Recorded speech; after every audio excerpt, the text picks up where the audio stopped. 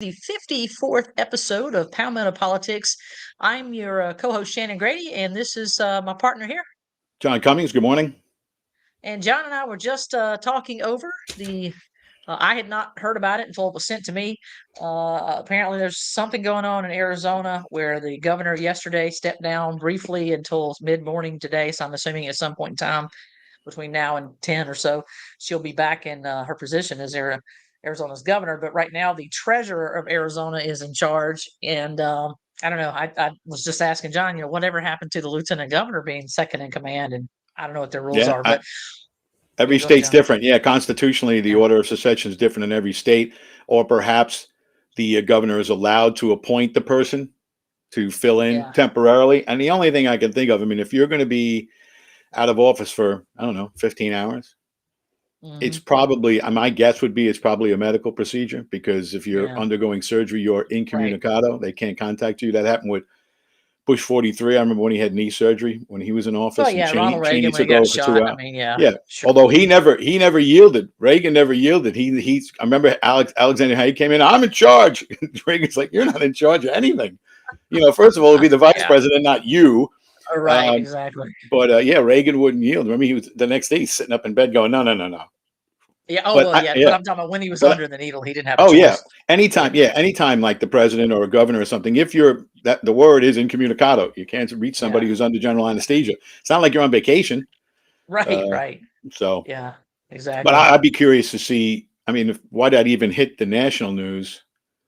Yeah. I don't know Well, I why. didn't. That's Probably because of the mystery that she didn't give a reason. I would think that that's probably why it became a yeah. news story, is because she wants to, she wants to say, I guess, keep her medical issues private, right? Well, let me say this. Even though she's a person who pushed the jab, right? She wants to care. Yeah, your medical Right. decisions are up to you. Yeah, okay. Let me say this though, because I think this is what's interesting about it is not so much that she stepped away. It was more what the treasurer has said, because Oh, now the treasurer's taken this. Ye's response. Yeah. Ye's response is the best. I'm going to read this to you, folks. This is the best. She says, "I've been notified." Again, this is Kimberly Yee, the treasurer of Arizona. "I've been notified that I will be serving as acting governor beginning later this evening, and that was yesterday, until mid morning tomorrow. So that's today. While I am pleased to step into this role, I will refrain from naming directors to the 13 agencies that currently have vacancies, and I will not call the Arizona legislative into session to confirm them. That being said, I do hope when the Arizona governor returns, she will promptly name qualified directors to these important state agencies and remove the legal uncertainty that exists for all of the regulatory actions taken by the agencies. I expect to see a swift resolution to this matter so we can get back to getting the work done for the Arizona taxpayers. The people of Arizona deserve leaders who follow the rule of law." So I'm sorry if that's not sticking your finger in somebody's eye. I don't Yeah. know what is. That's She's like, "Look, here's all the things that need to be done. Now, I'm not going to do them, but you should that do these." That's that hilarious. that statement is unbelievable. I mean, you're gonna be in charge for 12 hours and you're gonna fill 13 Yeah. slots. And Katie Well, Hobbs has been there. What, she been in office 9 months? yes. Yeah. So that's Uh, the point. That's the point that I think the treasurer's making, is that you've been in office, coming up on almost a year, and you haven't done she hasn't sworn in the legislature. Are you kidding me? it said What? done anything. Well, she look. What? We all know she's not qualified. I mean, I think Yeah. everybody knows, and we all know she didn't win. So That's right. I just think it's hilarious that the treasurer that's said, a "All right, well, let that's me a take a moment to that's a major tap you on mess. the head." That's a major mess out there. It really Oh is. man, I it mean, is. that It whole thing absolutely. with the election, the Trump election in 2020, and Fox Maricopa County projecting is Maricopa County just with insane. with Carrie Lake, what they did to dissuade people from voting, and that's the whole thing about those regional voting areas. Having these monster places where people come and vote rather than having it local.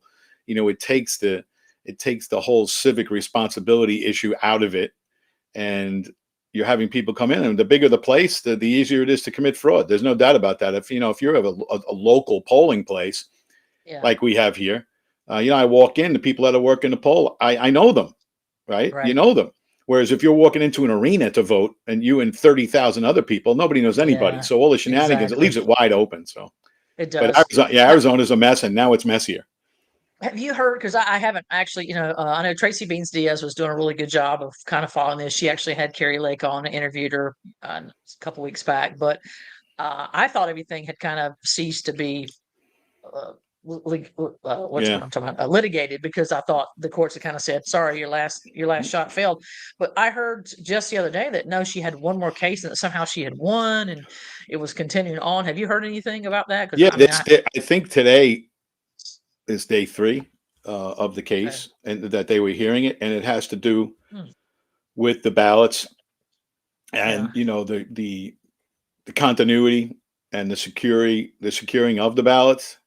right, So there was so many laws that were broken out there, yeah. and the fact that they never matched the envelopes to the ballots, and that was a Yeah. disaster. Never mind the fact that Well, the all those paper machine. was the wrong Yeah, size, yeah. this was out, the pens were wrong, the machines weren't working. I mean, there's uh, just so But many problems, and it but was the all in Republican dominated areas. yeah, and the big thing, Hmm, as is the case with Georgia and Michigan and Pennsylvania, is the chain of custody laws were right. violated, and nobody Yep. does anything about it. They don't do anything Yeah. about it because it's hundreds of thousands of votes where you had no chain of custody on the mail-in ballots, especially in Georgia.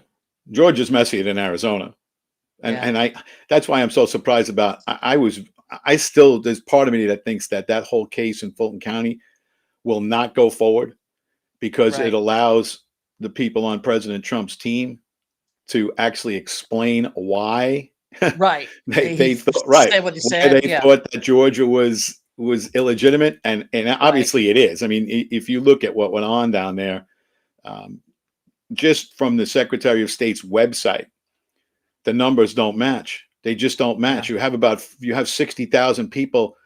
I think it was 60,000 people that voted who no longer were eligible to vote because they moved either to a different county or out of the state, and they all voted right there. I Well, mean, John, the difference is only they eleven voted thousand twice. votes. Yeah, I mean, and here's the other So part: is they voted. they all signed off on it, and they're all Republicans. Raffensperger signed off on it, Hmm. and here's the other thing: the voter rolls were such a mess down there Yeah. that just leaves everything wide open. Now, who was the Secretary of State previously? Well, the governor, Kemp. He was the Secretary of Yeah. State for 8 years, and you did nothing to clean up the voter rolls. And then when Trump calls you and says, "Hey, look, I'm down 11,000 votes. You can't find 11,000 votes." Not meaning go out and make up new Yeah. votes. Makeup. Find Right. eleven Right. thousand votes that are illegitimate, and there's Legitimate. Yeah. way more than 11,000 votes. And I still Right. think that when push comes to shove, if Trump is allowed to present his defense, they're gonna get nervous. They have to get nervous because they have so much evidence and so much evidence of fraud, and it's drawn up by people who are not Republicans. That Garland Favorito's been doing that voter security, voter ID stuff. For trying to get that Hmm. implemented down there forever. He's not a Hmm. Republican. He's an independent, and he was a Democrat. He has always fought for clean voter rolls and no fraud. And then to watch those videotapes, but just the chain of custody stuff and the people voting out of county and underage people voting, and the number was unbelievable. And the big problem is that you have a Republican Secretary of State who signed off on it. Yeah, speaking of that, I want to touch a little bit on the HCGOP, the pirate group. They had one of their meetings, and I was speaking to some folks that attended, and Kylie has been on our show before, or actually not Kylie, Laura Shear, who works with the same election integrity group that Kylie works with. And Kylie, I believe she is the Sockesty for EC. Don't quote me on that, but she's an EC. Anyway, she was saying that at the last meeting, she attempted to discuss with the HCGOP the need for paper ballots. And shock of all shocks, she was shouted down or talked over by none other than the former chair, Dreama Purdue. Um, and I hate to say this, but Dreama is she's right up there with Joe Biden in terms of her cognitive ability. She doesn't really know what's going on, but she pretends she does. She pretends she's the knower of all things, when in fact she really knows very, very little. I mean, there are multiple occasions when I was dealing with her that she would say or do things, and then I'd call to confirm, trust but verify. And in the verification process, I would always find out that no, that wasn't true. So it's unfortunate that we have people that are resistant to even discussing the option of having paper ballots in Horry County.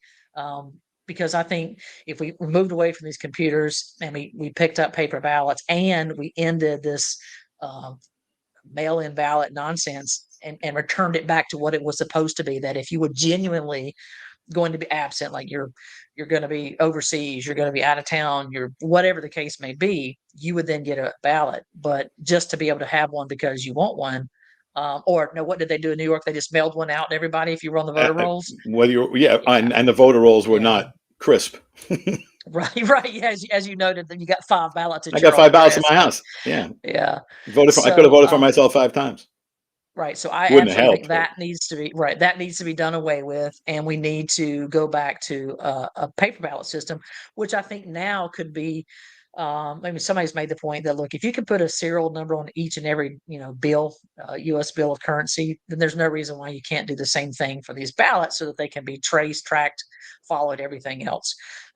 So we definitely have a problem with voter or election integrity. There's no question about it. If the American people have any doubts or reservation about whether or not their vote is truly being counted, we have a problem.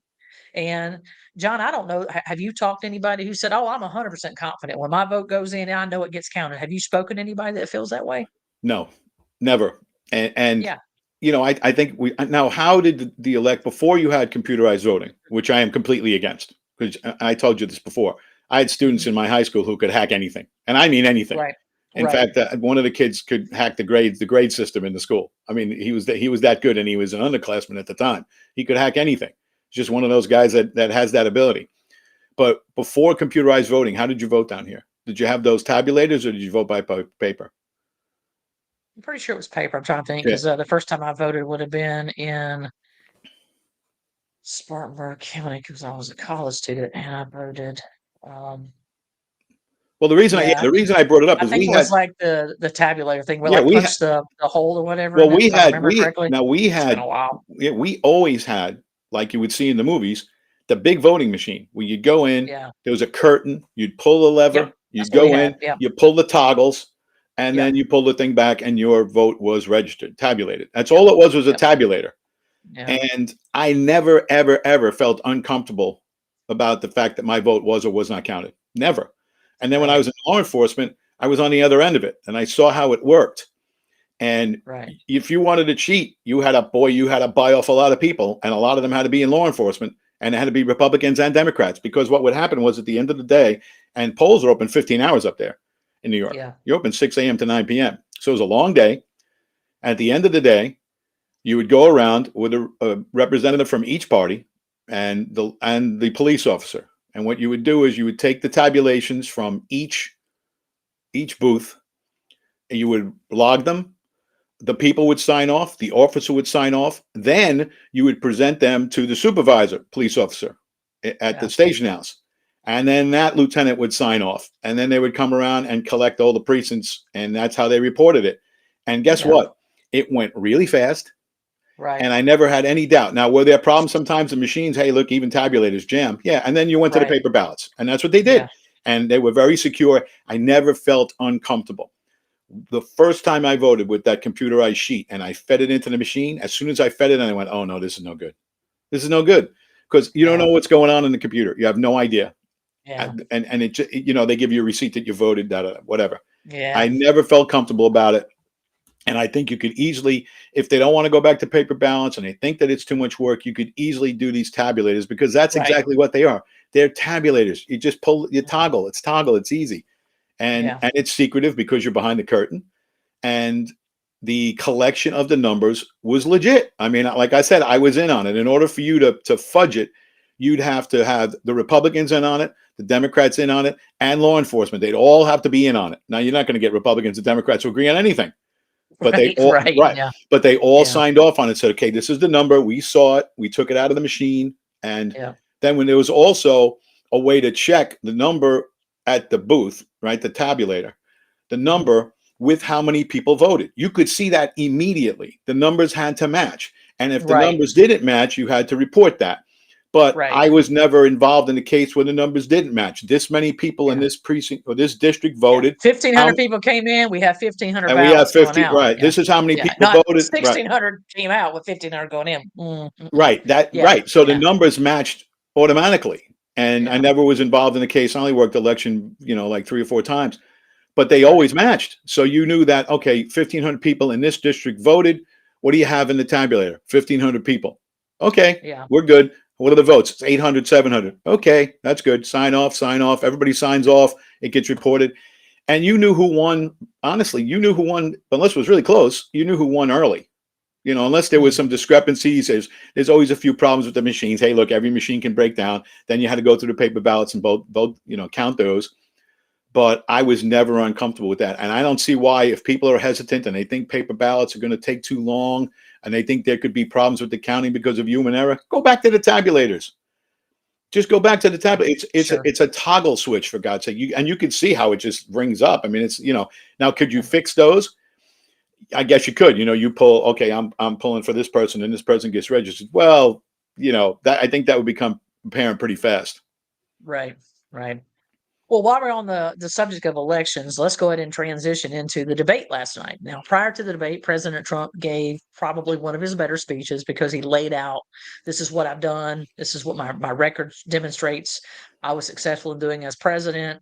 And so it was better than just some of the rah-rah speeches that he's given at most of his rallies. I will grant that. But overall, I still think it's better for him to show up in the debates. However, that being said, we did have our second debate last night, and I will say that Nikki Haley landed one of the funniest. Well, I don't know what you want to call it, punches of the night, in which she made the comment to Ramaswamy that every time he speaks, she feels herself getting dumber, which I thought was comical. And Tim Scott was way more animated last night than he was in the first debate. He definitely tried to lose that nice guy um, uh, stigma, if you will. He had a 5 o'clock shadow going on, little rough looking there, and then he did some things that I didn't like. He kind of took over. Yeah, I don't know if you remember the first debate. Ramaswamy kept talking over everybody, Right. which I found annoying. Well, Tim Scott was the guy talking over people last night. So I was like, Tim, stop doing that. It just does not make you look good. And And he it's not made a who he is. statement. Right, exactly. It was very uncharacteristic of him. So you could tell he was really trying. Um, but one of the things he said is, I couldn't. Did you, first of all, did you watch it last night? No, I watched a lot of Okay. the stuff this morning, but Yeah. no, I didn't watch Yeah. it. So there was a point when they were talking about Ukraine, and I don't know what page of history that Tim Scott is on, but I did not follow his line of reasoning because he was arguing that the money that we're sending to Ukraine is a loan, that we're just like loaning them the money. And so I made the point, I said, well, you're right in one sense, that money is loaned, but it's not loaned to Ukraine. We borrow it from China and then we Right. give it to Ukraine because we don't have the money. Yeah. And then it So all comes back again, because we're they're going to have to robbing rebuild Peter to Ukraine, pay and we're going to Paul. do it. Right. Yes, except with more borrowed money from China. So, Ugh. it's insane. But there were some highlights of the night. I sort of did commentary on Facebook as I was watching it, and sort of put in, my, what exactly was going on, and a couple people. I was trying.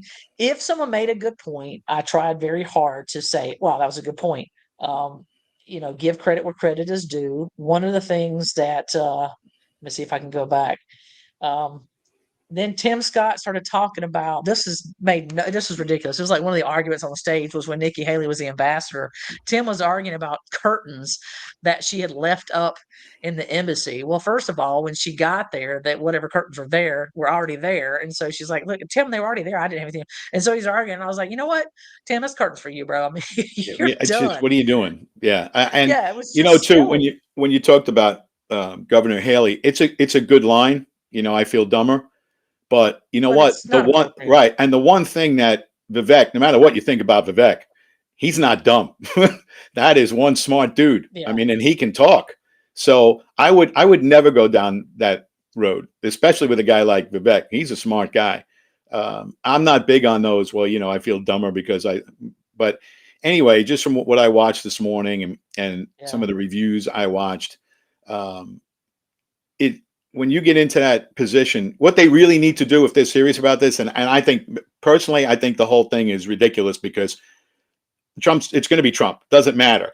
But so I think the whole thing is ridiculous, and I think they need to either pare this down very quickly, because they're spending hundreds of millions of dollars on something that's not going to happen, which the money could be better spent trying to go out and register Republican voters and make sure we have voter integrity. I'm sure they didn't ask about voter integrity last night because Fox isn't going to do that.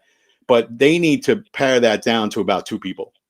If you're going to, and if Trump listen, I doesn't, totally agree with if you. Trump Yeah. doesn't show up, well, then, that's his decision.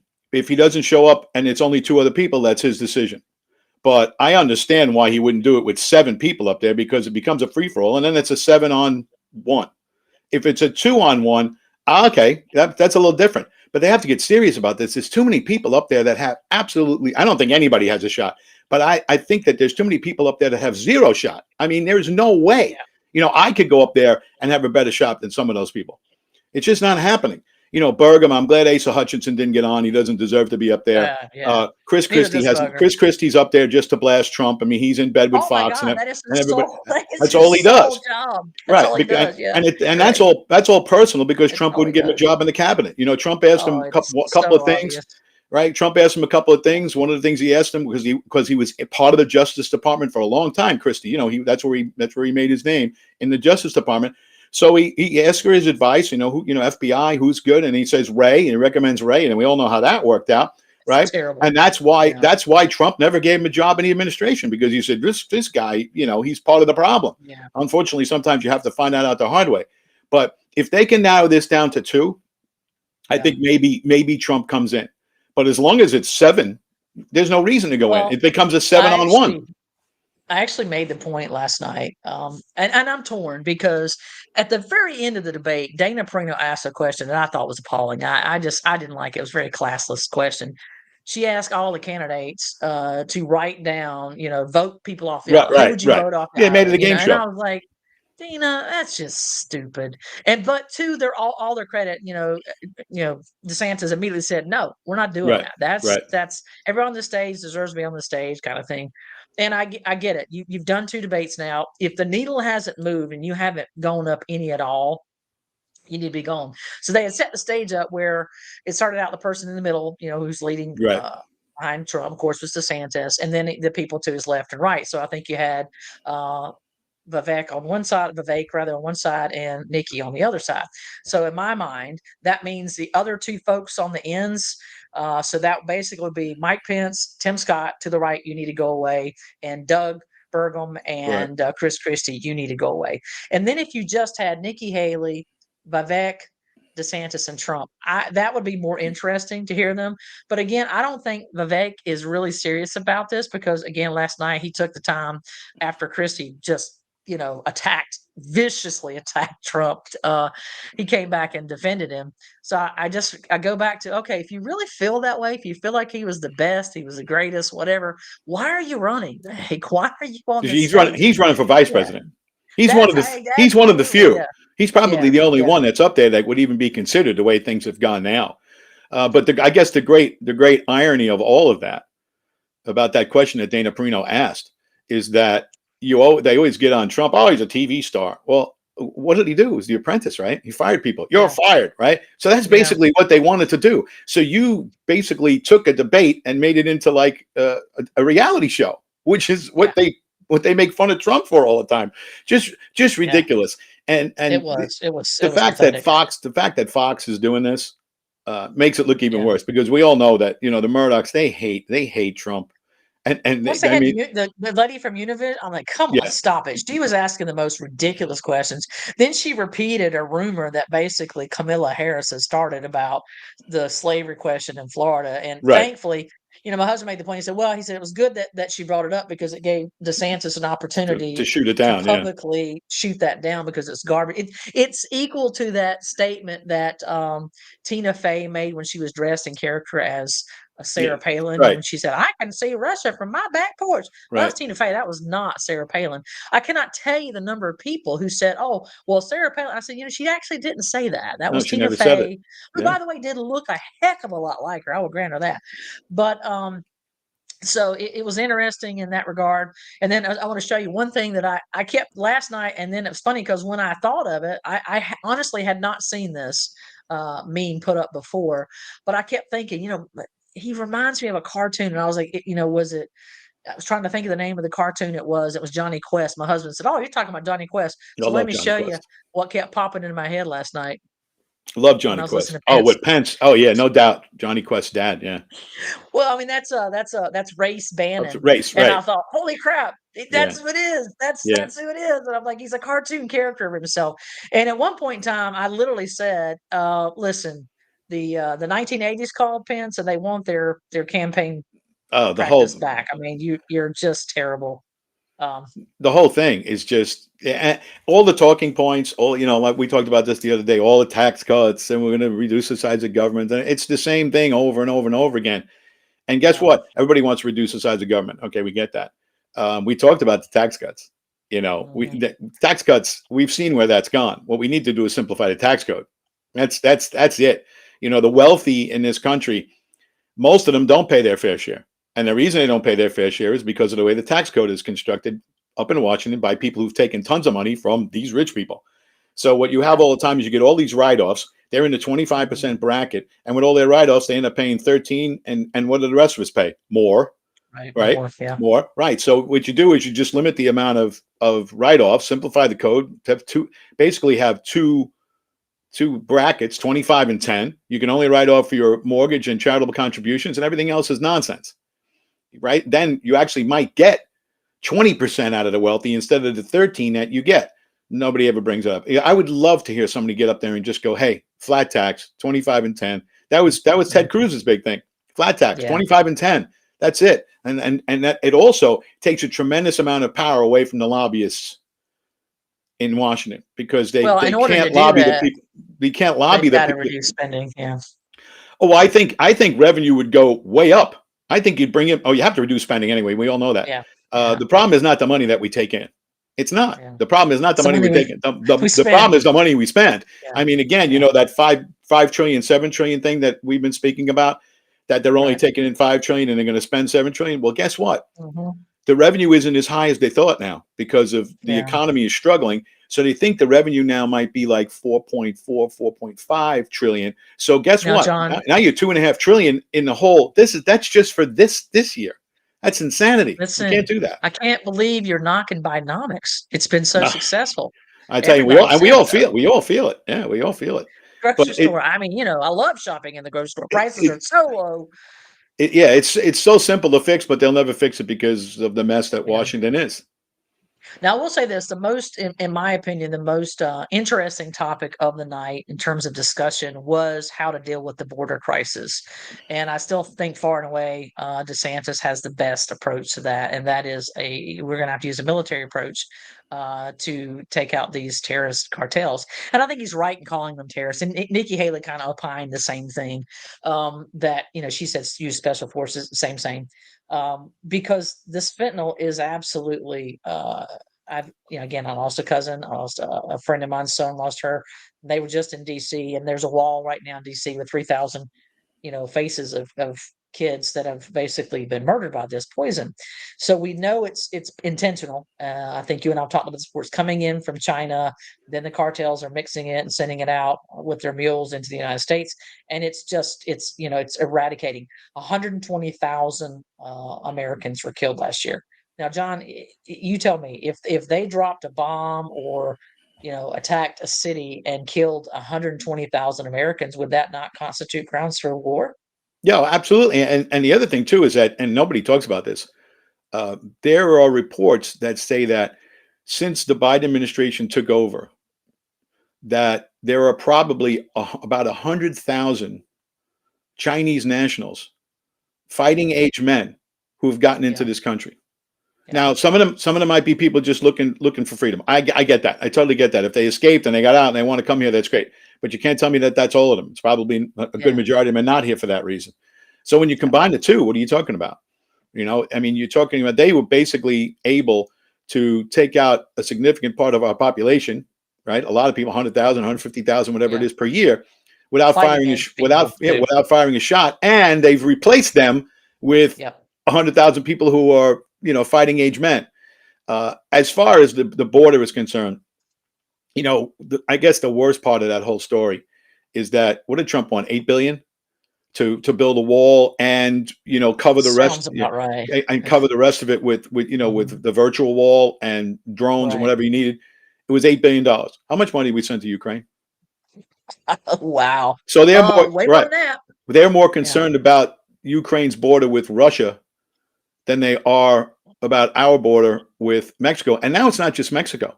You know, Yeah. people they don't even get into it on the news, rarely, about the Yeah. problems The they're northern having up on the border. Canadian border. Yeah. Terrible Canada. problems. Yep. You're right. Yeah, in New York State, people Yeah. just coming in across the border. You know, when you're up Mhm. in Quebec, and you could literally, I mean, it's not like there's a wall. You can literally come onto people's property and get in if you know, if they're not there covering it. And guess what? They're spread about as thin as they could be. And Yep. it's, to me, it's mind-boggling that, and this a lot of this is on Congress.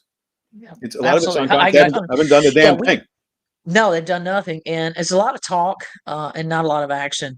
Now, again, both Haley and DeSantis both said day one, they're going to make these things happen in terms of sending down the troops and things like that. But I do agree that we need to start singling out these cartel groups. And and DeSantis made the point. He said, "Look, we're only going to have to do this once, and then they're going to get the message." It's just sort of like when we sent that bomb over there to Gaddafi, and he was fortunately for him not home.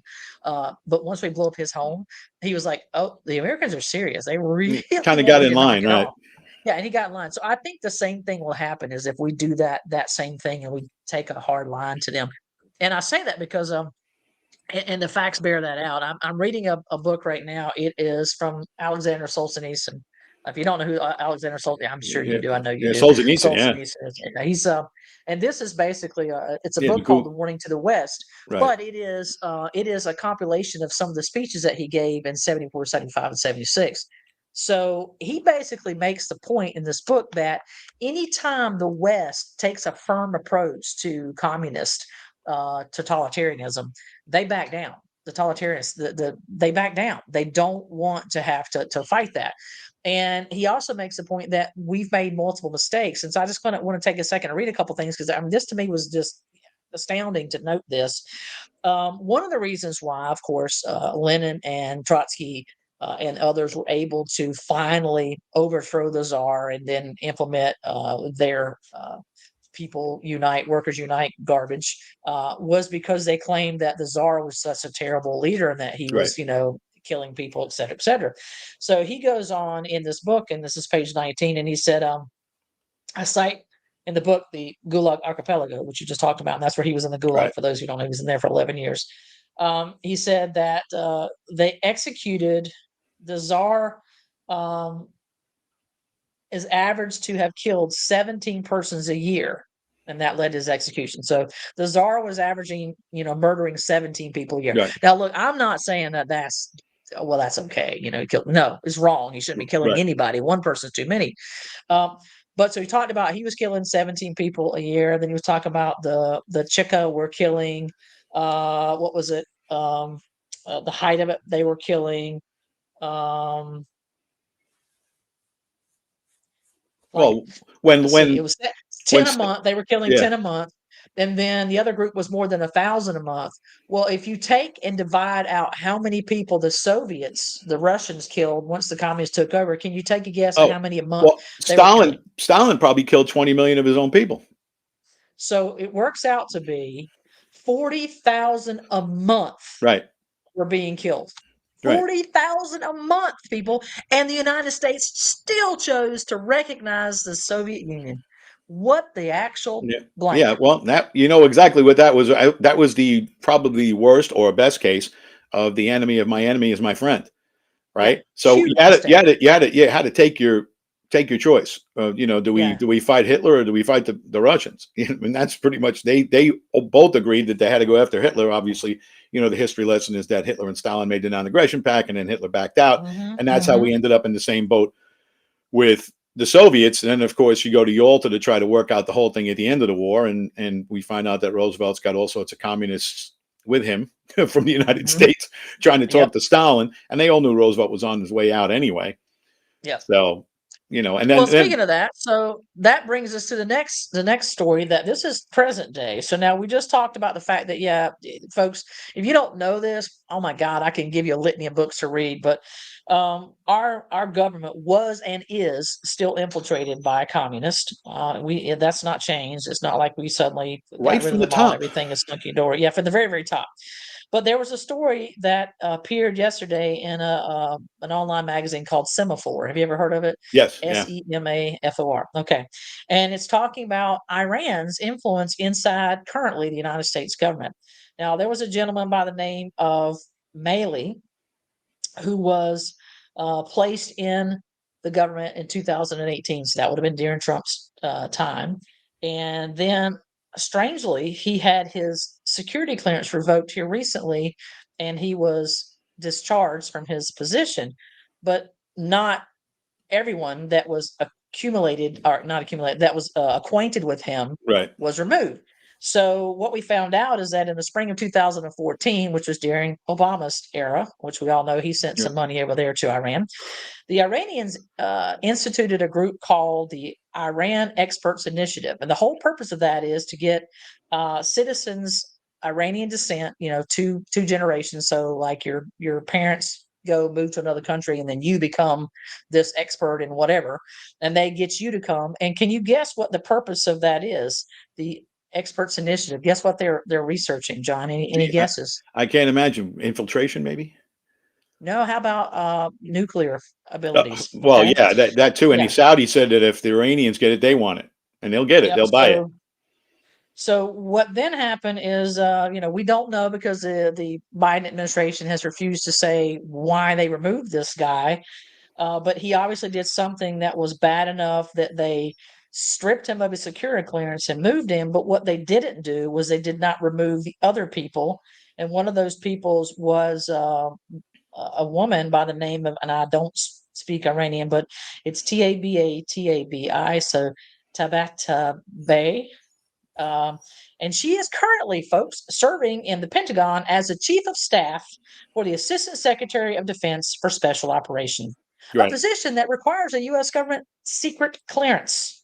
the And highest she clearance. previously served as a diplomat on Maley's Iran nuclear negotiating team after the Biden administration took over in 2021. And then there's Right. another one, Esfandiary is a senior advisor on the Middle East and North Africa at the International Crisis Group, a think tank that Maley headed from Yeah. 2018 to 2021. So both of these folks are involved in the IEI, which is again is the Iranian Experts Initiative, and they're both they're both traitors. They're both Iranian spies, and one of them still works in the government with the national security. Holy cow! Clearance right to the What in the top. world, Todd? Well, the fact, we can get into that with the security clearance. I Nobody's mean, talking about it the either, fact by the that way. the fact that all of the people who used to be the head of the CIA, Brennan and Clapper, and all those people who lied and everything, they all still have their clearance right to the Yep. top. So that should all be Yep. stripped immediately. Now, remember, Obama got us into that Iran deal. Trump pulled us out of the Mhm. Iran deal, and now Biden's going to get us back into the Iran deal. Now, who was the guy on the Senate Foreign Relations Committee that protested the most about the Iran deal? Oh, it's Bob Menendez. Now, Bob Yeah. Menendez is the dirty Let's guy. see what He's the that name dirty guy. sounds familiar. Right. Huh. But the last time he tried to get in the way, guess what happened? They indicted him. Yep. They indicted him, and he beat the charge. All right. I didn't say he was innocent, but he was not guilty. Okay. They couldn't prove their Mm. case for whatever reason. Mhm. So he goes back. He starts doing the same thing he was doing. But whenever he opens his mouth to speak out against the Democrats and Biden now, which is Obama Mhm. 2.0, the two things that Menendez is the strongest on is Iran and Cuba. Mhm. And Yep. the two things that the Obama 2.0 wants to Yep. normalize, if there is such a thing with those two groups, is relations between us and Iran and us and Cuba. And Menendez is of Cuban descent, so he's strongly against that. And he's been the guy who's been blowing the horn for years about Iran, even though he's a Democrat and a dirty Yeah, Democrat he's at that. corrupt. Yeah. But Yep. so what do? They all knew he was on the take. Everybody knew it. Oh, they Everybody got to knew it. get him. But of course, Yeah. all of the money that he was, gleaning supposedly was Yeah. from Egypt. All right. Now, It was listen, from John, I've Egypt. got Now, suitcases of golden bars in my closet. You don't have man, those in your well, closet? he's you know what I love the defense. He's like, hey, look, I don't trust the banks. I don't trust anything right now. I keep all of that in my house. And you know what? He's got a point. He should have made the Yeah, point. He should have yeah. made the point that I'm a prepper. I'm a prepper. I keep everything in my house, and everybody would go, Great "Yeah, idea. that's right. I'm not putting my money in Yeah, the bank." yeah, man. He's got Gold bars, not dollars. 500,000 under the mattress, and he's got gold bars, and but he's been doing that. But it's from Egypt. Now think about that for a minute. He's the point guy with Egypt, and they're not exactly best friends with Iran. And Yeah. he's the one that's screaming about Iran, and that's because he's got all his hookups in Egypt. And what happens? The Justice Department comes in and indicts him. Now, this has been going on forever. The timing was, Mhm. as usual, Yeah. unbelievable. Same thing with Yeah. Trump yesterday with that ridiculous civil suit up in New York where the judge said, "Oh, he's guilty. No trial, no nothing." He says, he's a fraud. It's a fraud. It doesn't matter. On the same day that they established the fact that they now know that the House definitely knows that the Yeah. Bidens were engaged with China and that Joe Biden was involved because all the stuff went to his house, right? They have his Well, that was addresses just on documents, coincidence. right? But Because it's it amazing. turns out that Hunter was living in California at the Yeah. time that check arrived, so they probably just got lost in the mail and it ended up there. It shows. But it happened on the same day, right? So Right. they say that Trump is guilty on a civil charge. I'm sure Yeah. you saw the Mar-a-Lago thing when the judge said that Mar-a-Lago is worth 13 million. It's probably worth, the low end is 300 million. The low end is 300 million. Yeah. And that's the silly civil suit. Who's the victim in that suit? Nobody, because guess what? Trump, when they went back and adjusted. Now you know how the real estate market works probably better than Oh, anybody. yeah. When you're evaluating the price, right, of a Mhm. house, there are Mhm. sometimes wildly different opinions on how much property is worth. So they felt that Trump's went too far the other way, and then guess what? They went back and they said, "Okay, we get that." So they paid them back the difference with interest. So who's the victim? There's Where's the one that I victim? can say. Right. Yeah. It's another ridiculous suit. But they announced that the same day that all this information came out. They probably have a list of stuff that they can come out with at any time. And whenever something bad comes out about Biden, they drop that one on the press, and the press runs with it. So it's unbelievable. Well, yeah, I mean, I still keep hearing that the Senate's getting ready to release the stuff about aliens, and I'm just like, I don't care anymore. I don't give a crap. If they're here, they're here. There's nothing we can do about it. That's not going to take my eye off of what's really important. Especially if they're going to tell me that the aliens that they're talking about were, evidence found 50 years ago. Okay, shut up. Yeah. Move on. Yeah. Next. So the aliens have probably already come here and decided, no, these people aren't smart enough for us to take over. So we're going to move on to the They're next just one. sitting But back watching this fight and going, I might have nothing to do with this. This exactly. is Go a away. clown show, which Exactly. is really what it's turned into. And they're all Yeah. screaming and yelling about, all you have to do is put the news on, and the headlines is what is it? Travis Kelce and Taylor Swift. Meanwhile, the country is this close to falling apart, and we're gonna run Yeah. that. It's gonna be the lead story, on the Yeah, news, along with exactly, and her being at the baseball or no, football the game. football Was it game. I football or mean, baseball? Yeah, football yeah, she was at, and right? how about the fact that all of a sudden, I don't know if you noticed this, right? Now Kelsey's an all-star player. He's a very talented Right, guy. So is his brother. Great player, and she's the biggest singer in the industry. Well, I'll use that term right, loosely, singer anyway. right. But you know what Kelsey just did too, right? He's now the face of the vaccine. He's doing the Pfizer commercials I saw that. at the same exact day that he is the face of the Mhm. Pfizer and the new jab. He ends up with Taylor Swift. I mean, do you think I'm just missing this somehow? That now that people who normally wouldn't know who Travis Kelce is, right? They wouldn't know who Travis Yeah, Kelce. If you're not following football, you don't know who Travis Kelce is. So yeah, why is he why is he the face of the new jab? Well, now everybody knows who he is because he's with Taylor Swift. So I'll leave you yeah, to figure out the conspiracy there. yeah.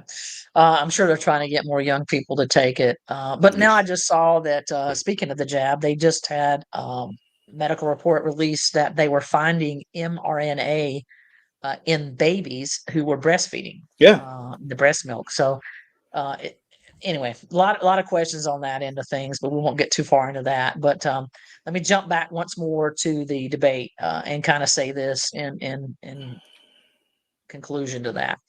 It was worth watching in that it was somewhat entertaining, not as entertaining as the Ross Perot, Clinton, Oh, I love um, Rose Pro is great. Bush. I mean, not Bush. Yeah, Bush. Yeah, Bush. That was entertaining, but again, it didn't move the needle. I don't think No. anybody, gained any ground. I don't really know that anybody lost any ground. I mean, if you're at zero, I think what was it, 1%? Doug Burgum was at 1%. Like, why is he there? Mike Pence, what are you doing, bro? Just stop, just stop. Um, but I still think, and you and I both talked about this, and I hope that you're right that once the field winnows or whatever, that we'll get Trump on a debate stage, because I really want to hear his reasoning for that $7 trillion in debt, his reasoning for awarding Fauci, his reasoning for recently saying that the jury was still out on whether or not Christopher Wray gets to stay. Are you kidding me? That he should be probably in jail. Um, so there's some things that Trump has said that I want to hear some answers on. But I'll say this again, reiterate this again, folks. There's just no doubt in my mind. Whoever wins this primary is getting my vote. I mean, the opposite is Biden or whatever other person they whoever it's stick going to in. be, right? No way. There's just no way. That is not, no, it's not even consideration. There's no doubt. Um, so that's kind of how I feel about that.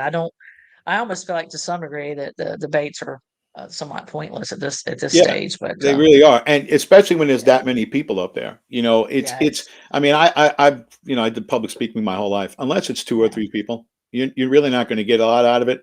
It becomes a shouting match, and Mhm. it becomes a street fight. And quite honestly, that's something that Trump is very good at. Right. Nobody talks over people like Trump, and that's how Yeah. that's how he made his bones. I mean, he took on what 12 other people in those original debates in, Yeah. in 15 and 16. Yeah. He took on there's like 13, 14, 15 people It up was there, ridiculous. Yeah. but he succeeded in that. Most people can't do it. You Yeah. have to have, let's be honest, to be in a debate that large, even with 7 people, you have to have a Yeah. serious edge. I mean, you have to be edgy, Mhm. and Trump's Mhm. edgy, and the rest of those people up there, and this isn't a knock, it's just not who they are. Yeah. So it's tough for you to succeed in a thing like that. And you saw it last night with Tim Scott. Tim Scott's a nice guy. He's a Yeah. really good guy. I mean, I really, I mean, I've met him. You've met him. He's Yeah. a good, decent, honest man. But for you to leave Yeah. your character and try to go out and attack people Yeah. It or didn't be, work with him. it doesn't work. You can't be more aggressive if that's not who you are. And none of Right. those people were particularly aggressive or are good at it. I think Vivek could be, but his appearance doesn't fit with that edgy Yeah. No. personality. It I doesn't can't it get doesn't work. And past he's a young whenever guy. he And he's a talk young I guy. was just So gonna say, yeah, I hate to say this because 'cause I'm only 53, but right. whenever he starts talking about things, particularly when he talks about historical references, I Right. cringe a little bit because I'm like, your But recollection is not oh recollection," yeah, is what right. he You're said. right. So, It's what you read, right? But um, he's yeah, unbelievably smart. I mean, you can't he take is that smart, away from him, yeah. which is why Nikki Haley's line was a throwaway line. But Yeah. in the grand scheme of things, if you put the two of them together in an IQ test or whatever, I think Vivek probably beats everybody up there. Now, So one of the funnier comments of the night did there was come the from I call him Commie Christie. yeah the That's Donald the I Donald Duck, all right? my the Donald Duck, yeah, and that was one of the funnier comments. So my nicknames are, I call him Commie Christie, Tricky Nicky, Yeah, either Ramaswamy or Farmer Swami, and I don't really even have one for Pence. I guess Dense Pence. I mean, he's just so like. And Doug Berger, I'm like, I will give Doug credit. Man, he did a good job last night of interrupting and getting time, right. because the first debate, I don't think he got much time at all. He didn't speak much at all. So this time he made the decision that I'm going to get, in You have to be on aggressive. Yeah, comments. And so they did ask him more questions. And I started thinking, okay, not only should they determine, where you stand on the stage based on how you are in the polls, they should also determine how many questions you get based right. on how you are in the polls. So, if you're polling at 1% and the other people are at 9, 10, 15%, you don't get but one or two questions and the other folks get the main Right. questions. So when you get your one question, you better make it good.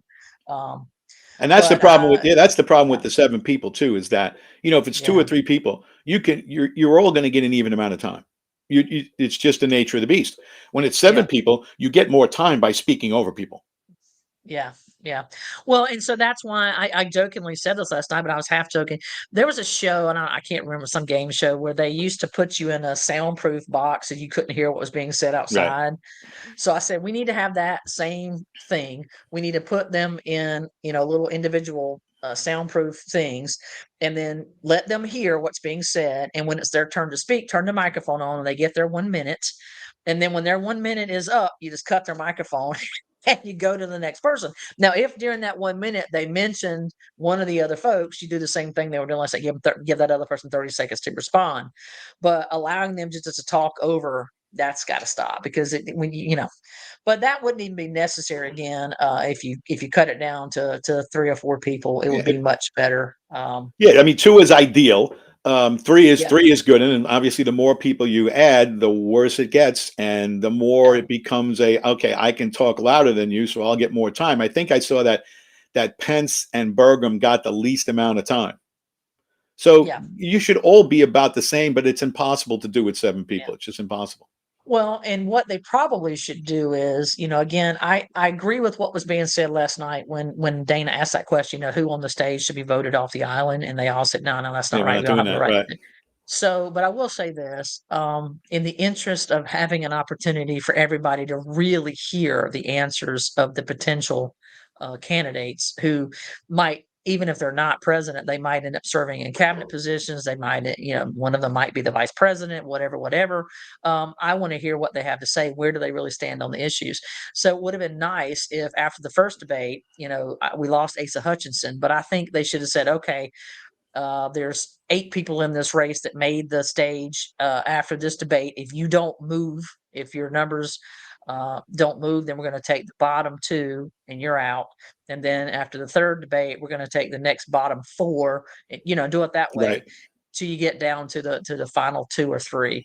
Um, Or and you have that's multiple how I think it debates. should be Just done. have you could also break it up. I mean, if you had, Yeah, let's say you had 6 people, and you yeah, break it up and you go, okay, tonight we're going to have these 3, and then tomorrow night we're going to have these 3. Now maybe yeah, they don't want to take up the time, but that would be substantive. yeah, That you'd really find out about those candidates when you're in you're a group with 3 people. yeah, You're really going to yeah, have to think on your feet. You're going to have to answer all the questions. That's the other thing, is you can kind of back out of a question yeah. if you don't want to answer it with 7 people up there, because somebody's going to Right. jump you anyway. But if you could Which do, they did. yeah, Pence did that a lot. yeah, well, well, he shouldn't be up there anyway. I know he A was lot of the he questions was he the just vice didn't answer president, the but question. yeah, and he's not going to. Yeah. But if you could,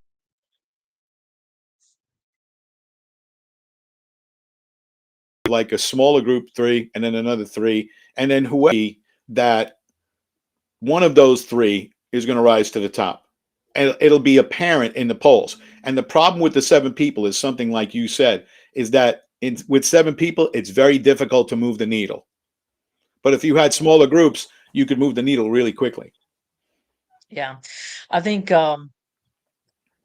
your point about it being, 3 and 3 would be better. I'd like to hear, because like Mike Pence is, as an example, they had 60 seconds to answer their questions.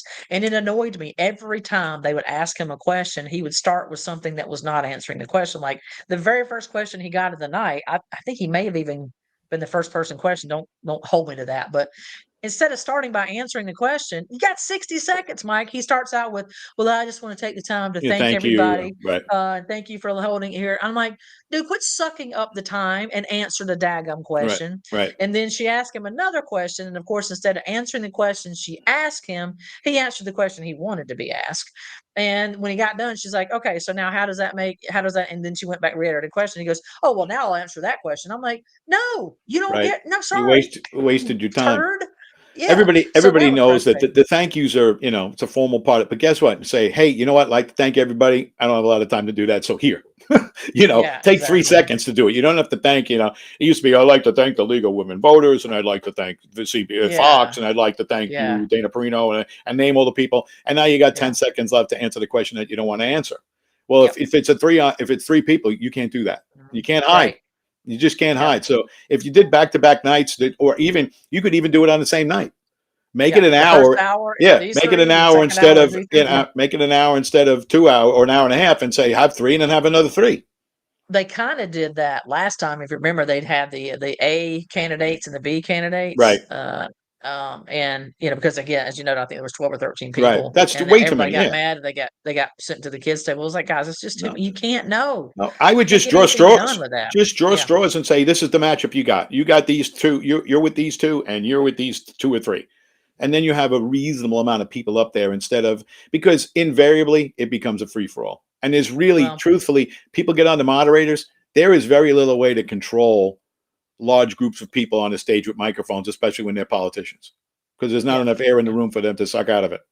yeah. Unless, like I said, unless you can cut their microphone and they can't be heard. That's the only way Right. that works. Now, I kind of agree with you about why Trump is not debating. It's because there's a lot of people in the states, but I also think it's just because he doesn't feel like he needs to. And I've never liked that because, as you know, here in Horry County, we have multiple candidates who just won't debate. Heather Crawford comes to mind. She refuses to do any debates. Anybody who is an incumbent just won't give the time to their opponent to debate because they're like, well, why would we give them any air? Because you need to answer questions to the citizens who elect and reelect you. And you need to answer questions about things that you voted on that may not be something the voters are really aware of. And like it or not, I get it. That's not politically expedient in some cases because you may get a gotcha question, but I think that's necessary. Now, speaking of Heather Ammons Crawford, we've talked a couple of different times about the fact that she represents both District 68 and District 7 as a district manager for Russell Fry. Well, she has put up on her personal Facebook page, Heather Crawford State House 2024. And so I actually sent her a private text message and I said, Heather, you might want to look up the Hatch Act because, baby girl, you violating it. Okay. Under the Hatch Act, you can actually run for office. You can be a federal employee and run for office if it is a nonpartisan race, such as like the mayor of Conway is Right. nonpartisan. So Ken could be a federal employee, Bellamy could be a federal employee and run for that office because it's nonpartisan. But if it is a partisan race, you cannot run in that race. So right now, the fact that she has a banner up on her page that says, 2024, she is in violation of the Hatch Act right now today. So that needs to be reported. I understand she was there's been an ethics violation filed against her, and I think we need to push the hammer on that. It's not Yeah, acceptable. and I've spoken about this before, and this is not it's not a personal issue. It's nothing of the sort. I just Yeah, think that you cannot have someone who has their attention divided in right. that position. That is a really, really important position because you are the face of the person who's representing us, Russell Fry, in Yeah, Washington. when he's You in have DC. Yeah. and it's a 60-hour a week job minimum Mhm. because Yeah. it's and I know somebody who did that up north. Joe Mhm. Crowley was our congressman for a long time, and we used to call him Absentee Joe because he basically lived in Washington. And there was a gentleman who was his face, and we used to call him Tommy Crowley. That wasn't his last name, but we used to call him Tommy Crowley because he was always there instead of Joe. But Right. he worked hard. I mean, we saw Yeah. him. He had to run the office. Yeah. And for those that don't know, and I think a lot of people don't know this, I think the budget now that you get, I think it's each congressional representative gets a $1.8 million budget. Yeah. And you basically Just have that to, 1,000,000. right, it's basically like running a business because you have to Mhm. pay rent on office space, you have to hire staff. Mhm. And there's a lot to this. Now, if you're running a $1.8 million business, don't you need a lot of hours to do that? Shouldn't that be, I mean, it should be undivided One would attention. think. It's a lot of money. And you want to be a representative of the people. And that's why I had a problem with Heather Ammons Crawford having that position while she's supposedly in Columbia the other 5 months representing the people of that district. To me, it divides your attention and it lessens your representation in two different parts of the government, state Yeah. level, federal level. So, and that's why Yeah. that law exists. I mean, I would hope that maybe Congressman Fry would say, okay, you know what, that was good for this term, but I'm going to switch over and get a new district manager. I think that's the way to go. I think it would make him look a lot better too. And he could say, "Hey, look, I just wanted to ease into this. I knew she was well known. I knew that people would Mhm. respond to her. But now that I'm here, he's probably going to win again. Now that I'm here Oh, yeah. and I'm in Yeah. place, I'm going to have someone else do this job. I think that would be the way to handle it, and I hope he does that. Yeah. So it'll be interesting to see whether or not she stays on as his district manager or whether she doesn't. Now, for her financially, I think, the No, money is in big being money. in the District That's a big 7. money. It's a big money job Yeah. And because remember, you get so anyway, $1.8 million. Your paycheck comes out of that money. that's right. That's So you right. So, and you probably have to have legal counsel as well because I know Russell's an attorney. but Russell might not be an attorney who is able to write legislation. Right. And if you Right. are, you should still have another attorney there that to look at it To and check make the and double check. necessary Yeah. changes. And right, so you have to pay an attorney too. So that's Yeah. another person you got to pay, and that's always a six-figure Hmm. job. So yeah, Absolutely. there's a lot of money in this, but I think that Yeah. nobody wants divided representation. We need focus, Yeah. and in that case, I don't think you have it. All right. Well, tonight, folks, tonight at 6 p.m., 6:30 p.m. rather, we're going to, no, maybe it is 6 p.m. We're going to be hosting some candidates who are running for local county council positions. One in North Myrtle Beach, Mr. Hunter Platt, and one in Surfside, Mr. Stewart Behar. And I'm willing to entertain anyone who's running for any of those seats. Please reach out to me. You can email me. You can message me on Facebook here on this page. You can call me 803-627-2393 and let me know that you're interested in coming on, because we're going to do these in the evening. So tonight we will have two of those candidates on to talk about why they're running for city council and what it is they hope they can accomplish if elected. So please be prepared to tune in tonight. John and I will be here to kind of host this and ask some questions and give them an opportunity to tell us why they are deserving of that position. So that's all I've got for this morning. Look forward to seeing you this evening. John, you got anything else? No, that's it. All right. Well, then, as always, God bless, Godspeed, and we'll see you tonight.